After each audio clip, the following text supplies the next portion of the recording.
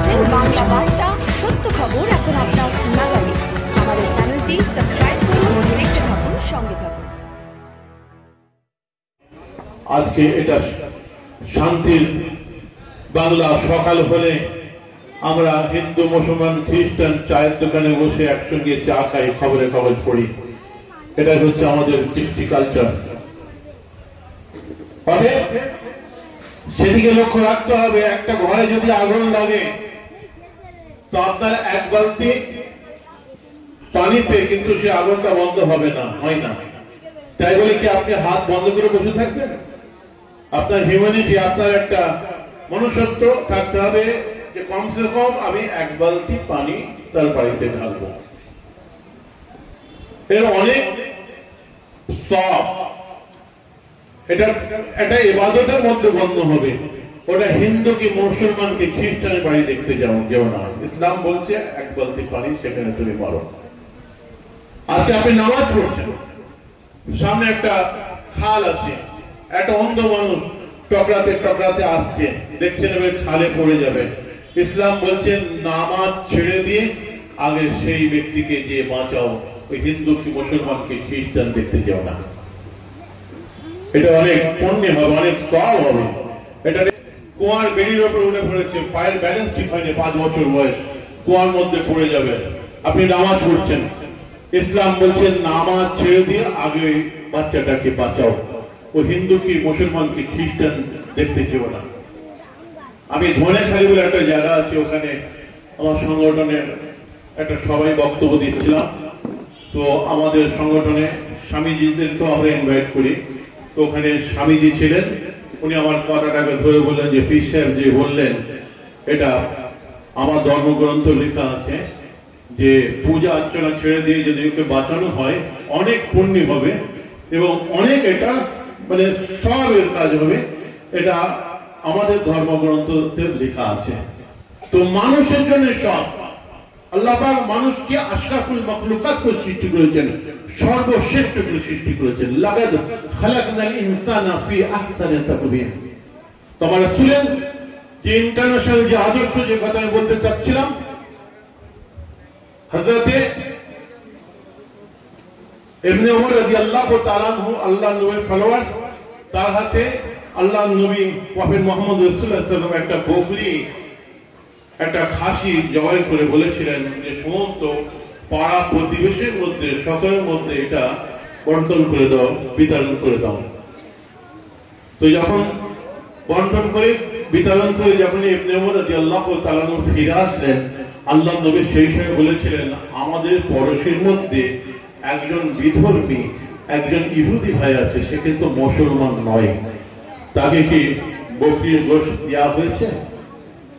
ইয়া রাসূলুল্লাহ, ইয়া হাবিবাল্লাহ, না হুজুর, সে তো মুসলমান নয়, আমি তাই তাকে গোশত দিইনি। তখন আল্লাহ রাসূল দিন দুনিয়ার বাদশা, তিনি বললেন যে একটা গ্রামের মধ্যে সকলে ছেলে মেয়েকে নিয়ে আনন্দ করে গোশত খাবে, মাংস খাবে, আর ও ওর বাচ্চা কাচ্চা নিয়ে মন খারাপ করে থাকবে, এটা কি হতে পারে? যাও, দোবারা যাও। দোবারা আল্লাহ নবী তাকে পাঠালেন। দোবারা গিয়ে আবার ওই ইহুদি বিধর্মী সাহাবার বাড়িতে আবার গোশত তিনি দিয়ে আসলেন। আমার রাসূলের আদর্শ। আল্লাহ রাসূল বলেছিলেন আহসিন ইলা জারিকা ফাতাকুন মুমিনা। ও আবু হুরায়রা, ওনার ফলোয়ার্সকে বলেন তোমার জিন্দেগি জীবনেতে বহু ইবাদত বন্দেগী অনেক কিছু আছে, কিন্তু আমি নবী তোমাকে বলছি একটা ইবাদতের কথা। তুমি তোমার পাড়া পড়োশীর সঙ্গে, প্রতিবেশীর সঙ্গে, গ্রামের মানুষের সঙ্গে সৎ ব্যবহার করবে। আহসিন ইলা জারিকা, কথাতে, বার্তাতে, দেওয়াতে, দোয়াতে, আচার আচরণে ভালো ব্যবহার করবে। যেদিন থেকে তুমি ভালো ব্যবহার করবে পাড়া প্রতিবেশীর সঙ্গে, সেদিন থেকে তোমার নামটা আল্লাহর দরবারে মুমিন বলে, মুসলমান বলে লেখা হয়ে যাবে, তার আগে না। এটা যদি কৃষ্ণনগরে ধরেন, টাউনে ধরেন, একটা গ্রামে একটা পড়োশী হিন্দু, মুসলমান, খ্রিস্টান সকলেই হতে পারে, কিন্তু আল্লাহ রাসূল এই কথা বললেন না যে তুমি খালি মুসলমানের সঙ্গে ভালো ব্যবহার করবে, বললেন না সকলের সঙ্গে ভালো ব্যবহার করবে। সেই দিন থেকে তোমার নামটা আল্লাহর দরবারে মুমিন বলে লেখা হয়ে যাবে। এই যে আদর্শ আমার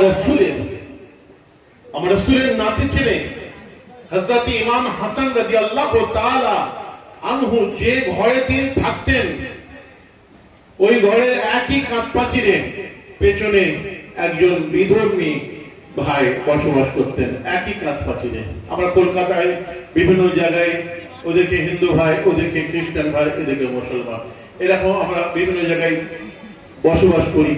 আমি বেনারসে গেছিলাম, যে ওখানে প্রোগ্রামে গিয়ে আমি সব ঘুরে ঘুরে দেখলাম, ওখানে বহু মন্দির আছে, ওখানে আরো নদীর ধারে অনেক ঐতিহাসিক জিনিস আছে।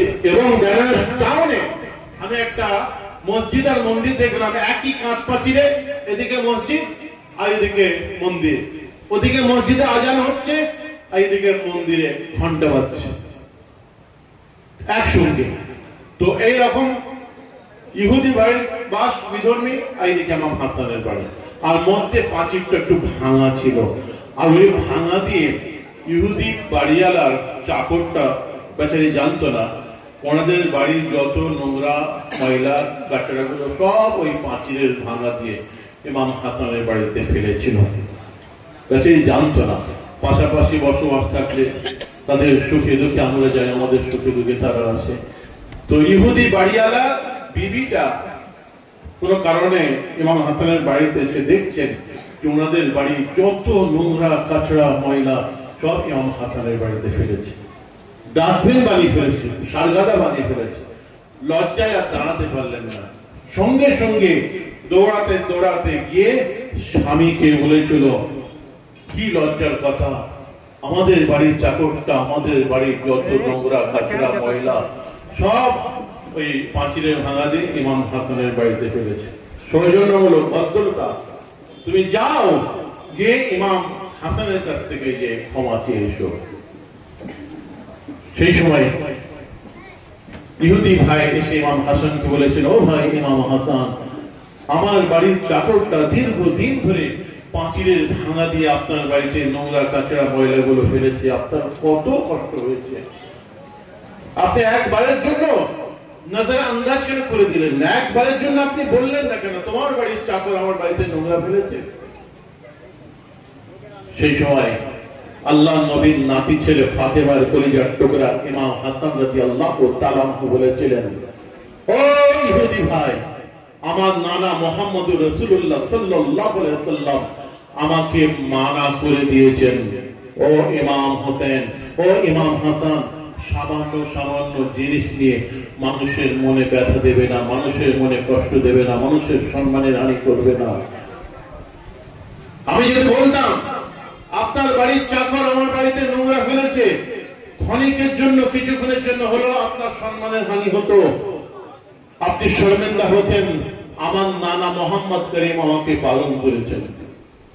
এই বলার সঙ্গে সঙ্গে ইহুদি ভাইটা বলেছিল, ও ইমাম হাসান, এইটাই যদি আপনার নানা জানের আদর্শ হয়, এইটাই যদি দিন হয়, এইটাই যদি মুহাম্মদুর রাসূলুল্লাহ হয়, তাহলে আমি হাত বাড়িয়ে দিচ্ছি, আপনি আমাকে পড়িয়ে দিন। ইহুদি ভাইটা সঙ্গে সঙ্গে ইমাম হাসানের হাত ধরে কলমা পড়ে মুসলমান হয়ে গিয়েছিল। এই আদর্শ কার কাছ থেকে শিখেছিলেন ইমাম হাসান? আল্লাহ নবী প্রফেট মুহাম্মদ রাসূলুল্লাহ সাল্লাল্লাহু আলাইহি ওয়াসাল্লামের কাছে শিখেছিলেন। বলছে আল্লাহ নবী বসে আছেন,